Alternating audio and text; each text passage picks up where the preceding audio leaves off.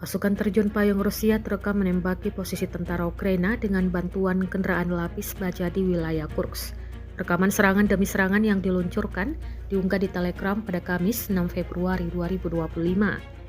Dalam keterangan unggahan disebutkan sekelompok pasukan terjun payung lapis baja Crimea menghancurkan sekelompok tentara Ukraina di benteng pertahanan di wilayah perbatasan wilayah Kursk. Namun belum disebutkan total kerugian maupun korban jiwa dalam serangan ini.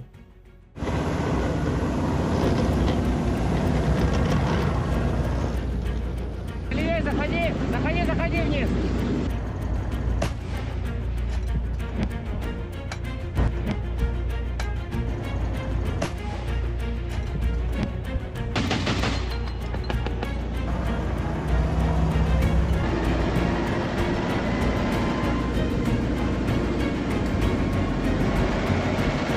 Завозим пехоту, параллельно, когда завозим, отрабатываем сразу лесопосадку, чтобы пехоте было проще, максимально близко подвозим, куда мы можем подвести, и на обратное уже включаемся пехоту.